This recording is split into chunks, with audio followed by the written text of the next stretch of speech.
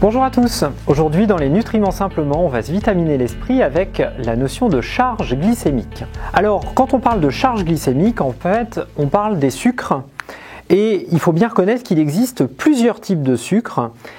C'est une classe qui est très variée, aussi bien en termes de structure que d'effets physiologiques. Alors déjà il existe plusieurs formes alimentaires. Il existe des formes dites complexes, dont le plus grand représentant est l'amidon, qui est présent notamment dans les féculents, les céréales, etc., etc. Et puis une forme moins abondante qui s'appelle le glycogène, qui est en fait la forme complexe de sucre présente dans les tissus animaux. Et puis on a également les sucres simples, et là généralement vous les connaissez bien, dont son principal représentant qui est le saccharose, le sucre de table, ou le sucre en morceaux, qui est composé de deux autres sucres, en fait, le glucose et le fructose. Ces sucres existent sous plusieurs formes dans l'organisme. Le glucose est notamment la forme la plus commune, la plus répandue, parce que c'est la forme qui va permettre le plus facilement de fabriquer de l'énergie par les cellules, via notamment les phénomènes de respiration. Le fructose joue aussi un rôle important, il est notamment précurseur d'un certain nombre de graisses. Quand on a un excès de sucre, on le convertit en fructose et puis ensuite ce fructose est converti en lipides. Et puis on a des formes plus petites, dites des trioses, composées de 3 atomes de carbone, qui sont des formes d'interconversion et qui permettent justement de passer des lipides aux glucides et éventuellement aux protéines sous cette forme. La vraie question concernant les sucres, c'est pas tant leur structure chimique, mais c'est la vitesse d'absorption de ces derniers. Parce qu'en fonction de la vitesse d'absorption, leur impact au niveau physiologique va être assez différent. En réalité, la vitesse d'absorption est assez indépendante de la complexité du sucre. Certains sucres simples vont passer très rapidement, d'autres sucres complexes plus lentement, et vice-versa. Certains sucres simples vont être absorbés très lentement par l'organisme, c'est le cas du fructose. Alors pour justement essayer de ne pas avoir un raisonnement sur la structure chimique des sucres, mais sur leur impact physiologique, c'est pourquoi a été définie la notion d'index glycémique.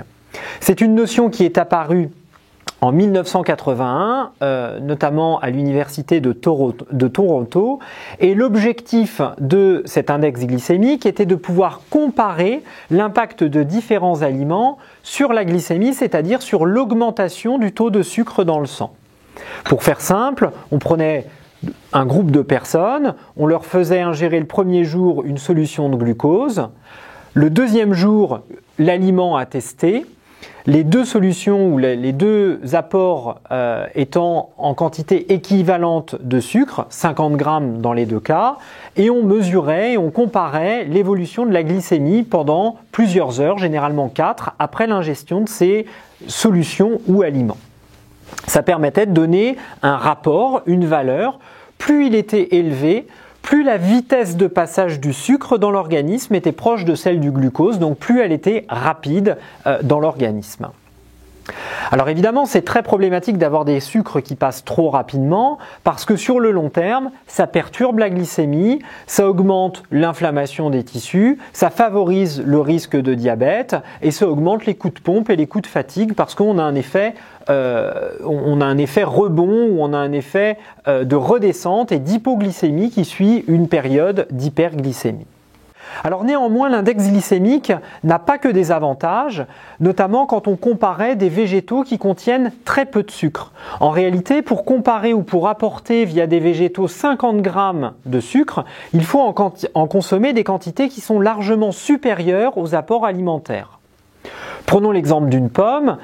Dans une pomme, vous avez à peu près 14 grammes de glucides, ce qui veut dire que pour mesurer un index glycémique, il faut manger plus de 3 pommes et demie. Or, c'est rarement des quantités que l'on consomme logiquement et naturellement dans notre alimentation. Alors, pour pallier à ce problème méthodologique d'apport d'un aliment ou de consommation d'un aliment très au-dessus d'une consommation classique, on a défini la notion de charge glycémique. Et la charge glycémique est une notion infiniment plus pertinente, selon moi, pour mesurer l'impact d'un aliment sur la glycémie et de manière générale sur l'organisme. Cette charge glycémique, c'est le produit de l'index glycémique multiplié par la quantité de sucre dans une portion d'aliments classiquement consommés. Si je reprends l'exemple de ma pomme, l'apport en glucides, on l'a vu, est de 14 grammes par pomme en moyenne. Si je le multiplie par, en réalité, l'index glycémique divisé par 100, c'est-à-dire 40 divisé par 100, 0,4, eh bien j'obtiens une charge glycémique de 5,6. 5,6 grammes exactement. Alors 5,6 grammes, ça ne vous parle pas, mais c'est une charge glycémique qui est faible. En fait, on est capable par portion de définir ce qu'est une charge glycémique faible, de 0 à 10 grammes, modérée, de 11 à 19 grammes, et élevée, supérieure à 20 grammes. Et ce qui est valable pour une portion, on est capable de le faire pour l'alimentation d'une journée entière. Idéalement, on devrait avoir une charge glycémique journalière inférieure à 50. De manière générale, elle est quand même considérée comme faible si elle est inférieure à 80 grammes et elle est considérée comme élevée au-dessus de 120 grammes par jour. Donc cette notion de charge glycémique est importante parce qu'elle vous permet soit de consommer des sucres rapides en petite quantité, soit de manière préférentielle, des sucres dits lents en plus grosse quantité.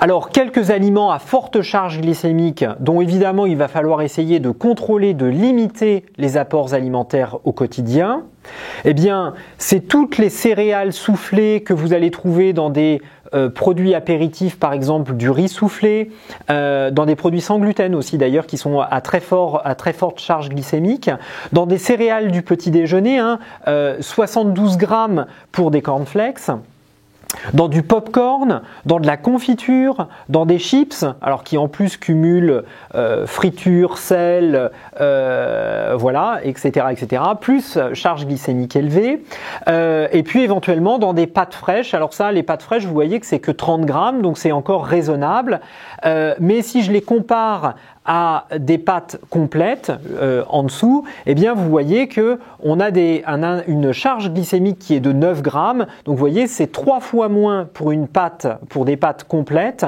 que pour des pâtes fraîches. Donc continuons dans ces aliments à faible charge glycémique.